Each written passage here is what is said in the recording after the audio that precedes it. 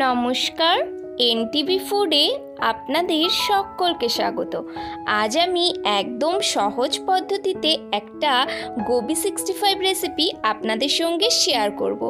এই রেসিপিটি চিকেন 65 রেসিপিকেও হার মানাবে।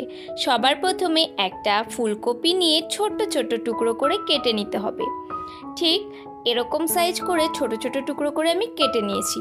এরপর একটা পাত্রে আমি নিয়ে নিয়েছি জল, আর তার মধ্যে দিয়ে দিয়েছি 1 চা চামচ পরিমাণ লবণ। এরপর ছোট ছোট করে কেটে রাখা ফুলকপিগুলো এখানে দিয়েছি, আর 2 থেকে 3 মিনিট মতো আমি এই ফুলকপির টুকরোগুলো সেদ্ধ করে নিয়েছি। এর থেকে বেশি সেদ্ধ করলে কিন্তু রেসিপিটা একদম ভালো হবে না। এরপর এগুলো আমি জল থেকে তুলে সাইড করে রেখে দিচ্ছি।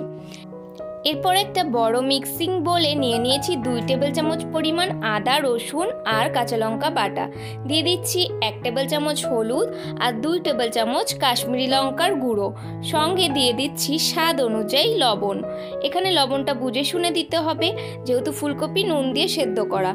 দিয়ে দিয়েছি 1 চা চামচ পরিমাণ চিলি ফ্লেক্স, আর সঙ্গে দিয়ে দিচ্ছি 3 টেবিল চামচ পরিমাণ বেসন।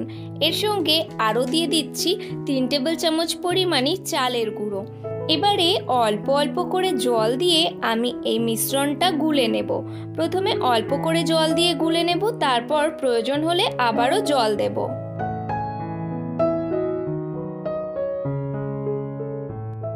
এখানে আরও কিছুটা জলের আমার প্রয়োজন। জলটা অ্যাড করে ভালো করে গুলে নেব, যাতে কোনো লাম্পস না থেকে যায়। ঠিক এরকম ঘনত্বের ব্যাটারটা তৈরি হবে। যে চামচটা দিয়ে গুলছি সেটা হালকা পরিষ্কার করে নিয়ে ডুবিয়ে দেখলাম বেশ ভালোই কোট হচ্ছে চামচটা, তার মানে ব্যাটারটা একদম রেডি আছে। এবার যে ফুলকপিগুলো আমি সেদ্ধ করে রেখেছিলাম তার মধ্যে ছড়িয়ে দিয়েছি 2 টেবিল চামচ পরিমাণ কর্নফ্লাওয়ার। তারপর ভালো করে ফুলকপির গায়ে আমি এগুলো লাগিয়ে নিচ্ছি। এবার বেসনের যে ব্যাটারটা তৈরি করেছি তার মধ্যে এই ফুলকপিগুলো দিয়ে ভালো করে মিশিয়ে নিলেই আমাদের এই মিশ্রণটা রেডি হয়ে যাবে।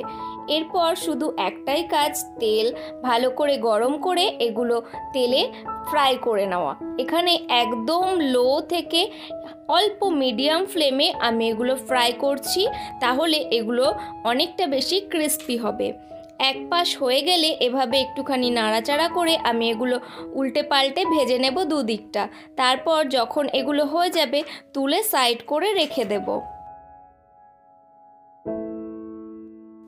আমার এই পাকোড়াগুলো তৈরি করা হয়ে গিয়েছে। এবার এগুলো আমি তুলে নিচ্ছি। আওয়াজটা শুনে আপনারা বুঝতে পারবেন কতটা ক্রিস্পি হয়েছে। এরপর আমি কড়াইয়ে দিয়ে দিয়েছি 1 টেবিল চামচ পরিমাণ তেল, আর তাতে দিয়ে দিয়েছি 1 চা চামচ পরিমাণ রসুন কুচি। সঙ্গে দিয়ে দিয়েছি বেশ কয়েকটি কাঁচা লঙ্কা আর কারি পাতা। এগুলো হালকা করে একটু নাড়াচাড়া করে নিচ্ছি। এরপর অ্যাড করে দেব ফুলকপির পাকোড়াগুলো। এবার হালকা হাতে একবার নাড়াচাড়া করে মিশিয়ে নিলেই তৈরি আমাদের এই গোবি 65 রেসিপিটি। একদম খেলে মনেই হবে না যে আমরা চিকেন 65 রেসিপি খাচ্ছি নাকি গোবি 65 রেসিপি খাচ্ছি। আপনারাও বাড়িতে এইভাবে একবার ট্রাই করে দেখতে পারেন। একটা ভেঙে আমি দেখিয়ে দিচ্ছি, ভেতরটা কিন্তু নরম, কিন্তু ওপরটা খুব বেশি ক্রিস্পি, যেটা খেতে খুব দারুণ লাগবে। আজ তবে এই পর্যন্ত। দেখা হবে অন্য কোনো রেসিপি নিয়ে অন্য কোনো নতুন ভিডিওতে। ততদিন সবাই সুস্থ থাকবেন, নিজের খেয়াল রাখবেন, আর রেগুলার নিত্য নতুন রান্না করে নতুন নতুন স্বাদের মজা নেবেন।